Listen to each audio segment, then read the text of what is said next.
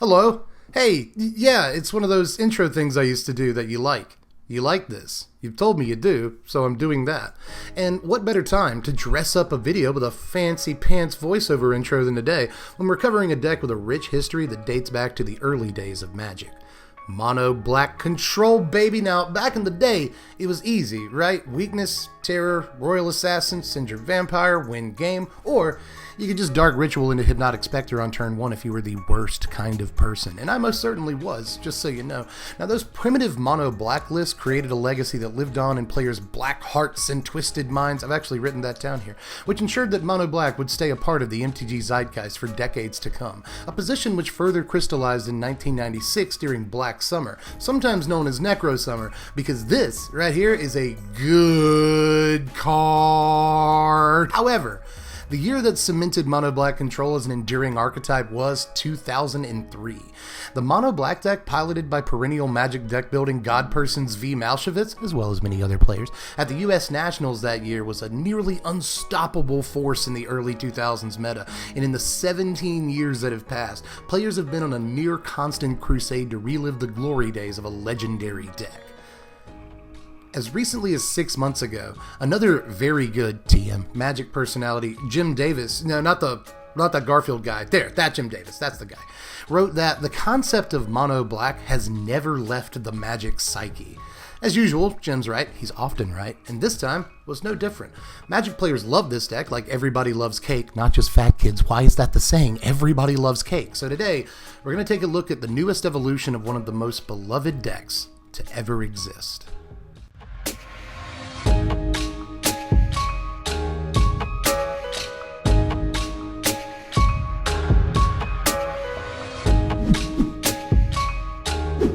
What's up, my wizards? It's Dev and Ziggy here from Mtg. We just a couple of boys like us, some magic, you know what I'm saying? And today, we got one of the tallest orders you can have in my line of work, and that is recreating one of the most universally loved decks of all time, while also putting our own spin on it, which always goes well, right?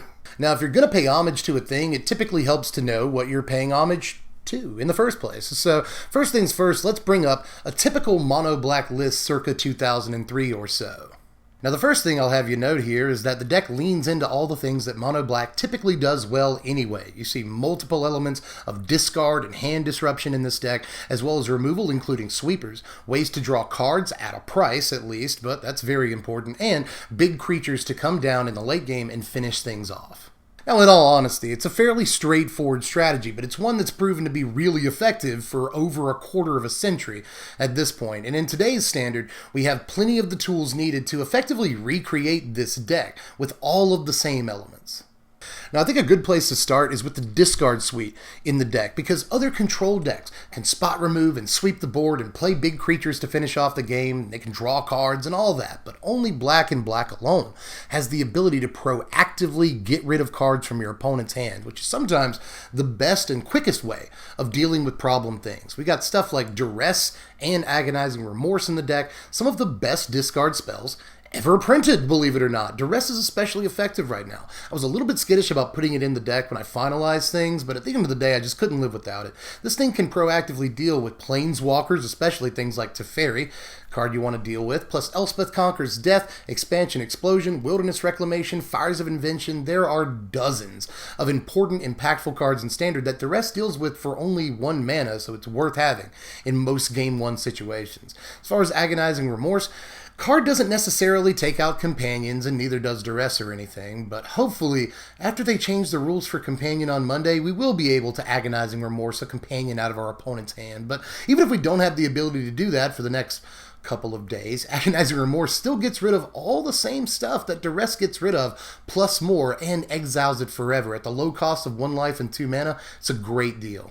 Now, the next thing we need to look at if we're going to do the old mono black pile justice is probably the removal suite, and we've got a lot of really good options in the standard environment to fill out this removal suite. Not only do we have amazing spot removal, but we've got great sweepers, and one could even say that we have more access to more good sweepers in black than we've ever had in a standard environment. Yeah, we don't get to play Damnation, a lot of our sweepers are conditional, but they're also very, very good. We're playing a copy of Cry the Carnarium in the main deck here, and we're playing a couple of more in the sideboard, because this is a very important card. against the various aggro decks in the format, and especially the various Lurrus decks in the format, which this card can absolutely wreck. So I wanted at least one copy of that in the main. But I'm also running 2 copies of Ritual of Soot, I should say, against all the aggro decks in the format, most of which, because of, again, Lurrus of the Dream Den, will often play a bunch of cards that Ritual of Soot can hit. Also, Mono Red plays a bunch of cards that this card can hit, and it's just good to have these kind of safety valve sweepers. But the most important of our sweepers is easily Extinction Event. I didn't want to believe that this card was real when I first read it during spoiler season, and I've been a little bit slow to adopt this card, but now that I've played it as a 4 of in a mono blacklist, I freaking love Extinction Event. Now, I've said it already in this video, and I'll probably say it again before it's all said and done, because we got lots of stuff in this deck that exiles things, but exiling is insanely important, and that's 90% of the reason this card has impressed me as much as it has. We've got things that we absolutely must exile in this format. Anax is a good example right now. But there's also plenty of cards that work out of the graveyard. Not only the aforementioned Lurrus of the Dream Den, but Euro and his other escapee friends like Croxa and Woestrider all want to go to the graveyard, and this keeps them from doing so. There's also Elspeth Conquers Death, which brings stuff back from the graveyard, and Extinction Event says no to that. So this has just been a really important card. Even if it doesn't often hit everything on the table, there are decks against which it will hit everything on the table, notably the Obosh aggro decks in the format. This seems very, very good against, but there are plenty of decks where this will take out 2 or 3 permanents at their creatures at the same time, and that will still, even if you don't wipe out the whole board, still represent a 2 or 3 for 1, and for 4 mana, that is very, very much worth it. And the Exile Clause, again, will come in handy a lot more often than you think. But now that we've looked at all the sweepers in the deck, let's look at the spot removal suite that we're running here at all the different parts on the curve, starting with the 2-drop slot, where we have 3 copies of Heartless Act and 1 copy of Epic Downfall. I didn't want to play too many copies of Downfall in the deck because I'm afraid of it being dead in our hand too often, but the 1 copy has been right on the money, and it's been very good when I have drawn it. It's also quite good against cards like Anax and Phoenix of Ash, and lots of other stuff that you'd really much rather exile, like Euro, for instance. But the 3 copies of Heartless Act haven't been as impressive as I wanted them to be, but don't let that make you think they haven't been impressive. This very often finds a target, and there are plenty of times where you'll actually use the mode that removes counters from things. Hydroid Krasis, Nissa lands, and the like are all prime targets for getting the counters removed from them, but for the most part, this is just 2 mana spot removal that takes out a wide variety of creatures in the format, and is especially important against decks carrying Winota, so that you have an instant speed answer before they get to their attack step. Other good instant speed answers for Winota and a whole wide variety of other things are the 4 copies of Murderous Rider that we're playing, as well as the 1 copy of Eat to Extinction and the 3 copies of Erebos' Intervention. Now, Murderous Rider is actually a win condition in this deck, which will sometimes take you all the way. It's taken me all the way on multiple occasions in testing this deck, but we're not really looking at it as a win condition as much as we're looking at it as a way to get rid of creatures, and especially Planeswalkers for that matter. Very important card for that. Eat to Extinction is a way to do exactly that while not costing us any life. It does cost us an extra mana, but it's definitely worth it, because instead of having to pay 2 life, we instead get to effectively surveil, which is incredibly important to have things that do stuff like that in this deck, because we don't have all the ways of drawing cards that the old mono black decks did, so any kind of card selection is very welcome, and Eat to Extinction has been a powerful card in this deck. But again, I don't want to play too many copies of it when we're already a little bit heavy in the 4-drop slot. We are playing, however, 3 copies of Erebos' Intervention, which can sometimes be a 4-drop, but it can be a almost anything drop, for that matter. This has been a really important card, and I keep increasing the copies of it. Originally, I was playing 1 copy of this, a little too skittish to go up to 4 copies, but 3 copies has still been great, because this card almost always finds a target, and the life gain is insanely important and very welcome in this deck. We have multiple cards that deal us damage, like Castle Locthwain, Murderous Rider, Agonizing Remorse, and we need to gain back some of that life if we're going to survive against some of the quicker decks in the format, especially if we can't draw a sweeper in time. So Erebos' Intervention and the ability to gain 2, 3, 4 in the late game, even way more life than that, can sometimes be one of the most important things about the card. But now it's time to talk win conditions. Big tings what win us the game. And I'll start with 2 copies of Liliana Dreadhorde General and 1 copy of Ugin the Ineffable here. I wanted to split these into a 2-1 situation because Ugin has the ability to take out permanents that Black otherwise doesn't really have the ability to take out without playing cards I don't like Farika's Libation, for instance.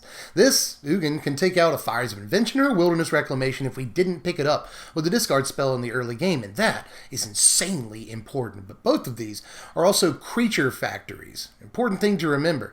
We don't really want to turn on our opponent's removal cards too much if we don't have to, so I'm not playing too many creatures in this deck. And the cards that we do play that turn on our opponent's removal, for instance, if they're playing Planeswalker removal, yeah, they can suddenly use it when we play these, but they'll at least leave creatures behind. I want the cards that turn on our opponent's removal to be creature factories, if at all possible, so that we force them to draw that creature removal, and even if they do, we get some value. Plus, Liliana can help us draw cards. She can make the opponent sacrifice creatures, which is good against Paradise Druid decks, right? All the enchantment-based decks, plus just decks that play Paradise Druid for that matter. It's good against the Mutate decks for that reason. It's good against Dream Trawler. Liliana's a very, very good card right now, and all of her modes are usable. Now, the only creature besides Murderous Rider, I guess, in the main deck is the 2 copies of Doom Whisperer, which actually wasn't in the deck to begin with, but this is the closest thing to Sinjur Vampire if we're trying to recreate the 1993 Mono Black Control deck, so there's that. But it's also kind of the closest thing to Visara that we have right now. This is just a big, giant flyer that tramples and ends games really quick. It's a fast clock, and that's what we needed. When I first started building this deck, we just didn't really have ways to close games quickly. That could be a problem. Remove all of your opponent's creatures, but if you give them all of the turns to draw more stuff, you're gonna die. So you need something that can fly in, trample over, and close out the game. Doom Whisperer is awesome at that, and it's also really good at finding us cards that we need in just about any situation. Something else that we have to pay life to, but nobody said Mono Black Control was easy or safe, right? There's a lot of stuff in our deck deals us damage, but in the case of Doom Whisperer, it is very, very much worth it. And if your opponent does have spot removal for it, remember that you can activate Doom Whisperer at instant speed and try to spin up another win condition or sweeper or whatever you need for that moment. But the last card that functions as effectively a win condition, and probably the most controversial card in the deck, that's why I held it till the end, is Ashiok Dreamweaver. All 4 copies of this card, because it does so much. You'd be amazed what this card can actually do in this format. First of all, yes, we are kind of trying to take the road of milling out our opponent if all else fails. If they kill our Lilianas and our Ugins and stuff like that, then the plan is, it's sort of a plan B or even C, they kill our Doom Whisperers or whatever, then the plan is to just run them out of cards in a war of attrition, hold on to our removal, draw cards with Castle Locthwain, stay in the game, control the board state, and eventually just run them out of cards using 1 or multiple copies of Ashiok if that's what it takes. And very often, that is exactly what it takes. I've won more games with Ashiok than any other card in the deck, and that is one of the reasons I saved it for last. But this also just completely obliterates the opponent's graveyard, which is insanely important for so many reasons I've already outlined in this video. And it keeps them from popping Fabled Passage and doing a bunch of other weird stuff they might want to do if they want to tutor things in this format.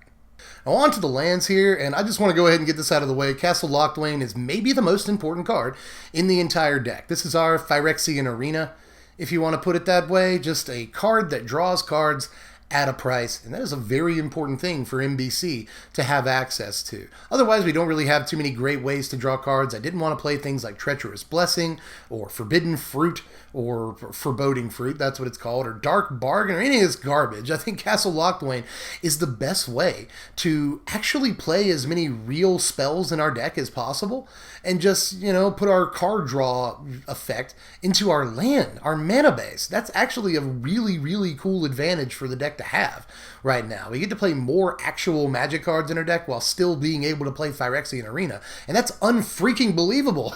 Aside from that, you just play a bunch of swamps and then some colorless lands. I put it that way because I ended up on Field of Ruin here, as well as Mobilized District, so that we basically have another creature to win games with. That's important. But you could play Blast Zone here, or really whatever you wanted. But I feel like Field of Ruin is an important card to get rid of Castle Vantress, and especially Castle Ardenvale right now, because we don't want them to be able to make a creature every turn. That's really terrible, so I love Field of Ruin. And again, as far as Mobilized District, it's just nice to have an extra creature in the deck that can swing through for some damage.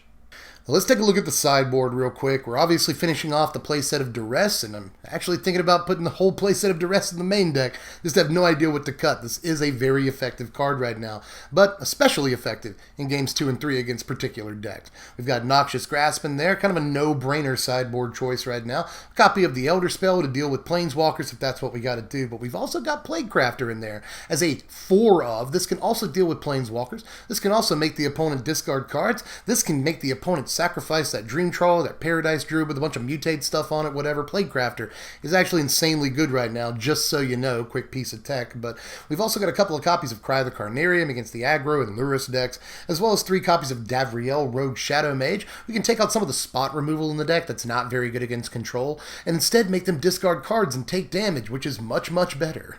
Now here are your power rankings right here. Final score of 65, which is pretty decent for a deck on, the budget side of things, but it's definitely not a budget deck. That said, it still won't cost you half as much as most of the very, very good decks in this format right now, and it does give you a chance against nearly all of them, even the Agent of Treachery based decks, because we really don't give them too many targets for Agent of Treachery. Steal one of my lands, I'll kill your Agent of Treachery, we're even, right? I got a bunch of lands in this deck. So, honestly, Agent of Treachery is one of the cards that I've been least worried about, unless we have a Liliana or a Doom Whisperer. Then you got to start worrying. That's why you got to play around Agent of Treachery in a lot of games. But hopefully, all of this will be null, void, and moot on Monday afternoon when they ban Agent of Treachery. Maybe. I won't come out and say they're definitely going to do that, but I kind of hope they do. But aside from that, this does give you a good fighting chance against most of the better decks in the format, but maybe not the best chance against a lot of those decks. The discard elements are a saving grace, plus there are tons, especially in the best of one environment, there are tons of low-to-the-ground aggro decks as well as the Winota decks in the format that this deck kind of preys on, given that we have all of these sweepers and all of these discard elements to get the important combo pieces out of their hand in the early game. So those are the decks I've been most successful against, but again, you come up against fires, and sometimes even if you get their fires, there's just too much value in their hand in the late game for you to do anything about. That said, sometimes there's not, and you land a Liliana and they scoop the game up. Earlier I said that I've probably won more games due to Ashiok than any other card. I'd say the second most popular way of winning games with this deck is just controlling the board state, resolving Liliana or Ugin, and your opponent scoops it up. That's it for this one. No, I didn't play Dred Presents in the deck. I'm very apologetic for that. It turns out that I tried this card out. I just, like I said earlier, I don't want to activate our opponent's removal very much in this deck. As a matter of fact, if I was going to add another creature to the deck, it would be Knight of the Ebon Legion, believe it or not. Just 1 mana, which means that we can play this on, mid-game turns or later turns even, and still have plenty of mana to spot remove creatures or cast a discard spell or something like that. Plus, it's a good mana sink, and we absolutely need something like that in this deck. That can finish a game off relatively quickly if left unchecked. I'm serious. If you're looking to add another creature to the deck, I think it's Knight of the Ebon Legion. Aside from that, again, just let me know any other ideas that you might have for this deck, things that you would play and why I didn't play them, all that stuff. I read your comments, get down there. Aside from that, like the video if you got the time. I hope you do. It doesn't take long. Make sure you subscribe to the channel to see more content like this, or hit up the Patreon. $1 a month is all I ask to help pick the content around here. We do votes 2-3 times a week sometimes to help decide what I'm even going to talk about on this couch. You can be a part of that for $1 a month. Do it. Also, if you're interested in playing this deck list, as usual, deck list in the description. Just hit show more and a wealth of links will open up. The first of which will be a link to this deck list on TCG Player. You order anything through that link, you help your dude out tremendously. So if you've got the extra paper, go ahead and do that. But if you don't spend money you don't have. It's a trying time for everyone, but I just appreciate you being here. Thank you very much for sticking with me, especially during these times. I've been on YouTube for a while now, and sometimes it feels like I'm being buried in the algorithm or whatever. And my channel's not as popular as it once was, and I'm not necessarily sure the reasons for that. I think a lot of people, newer people even, have sort of surpassed this channel, and they're more popular in this nowadays at least. But I really appreciate everyone that sticks around, sticks with the channel and all that. It means so much to me. You have no idea. If I didn't do this, if I couldn't do this, I don't know what I would do at this point in my life. I'll never go back to the restaurant industry. If I can do this forever, I'll do it forever, because it gives my my life purpose and meaning. And I've had so many of you send me emails like, yo, this brought me closer to my kids or my spouse, or, you know, it brought me back with my friends after 10 years of not talking to them. So I know that this channel has done good work for the world, for what it's worth. And I'm going to continue doing that work as long as you allow me to do it. So I just wanted to just drop a quick thank you to everyone that supports me on Patreon. Everyone's still watching these videos. It means a lot. But anyway, I guess I'm done. I guess I'm done for this one. And I'll catch you cats again soon later. I'm Dred from The Place. Thanks for watching, my wizards. Spread love and be kind.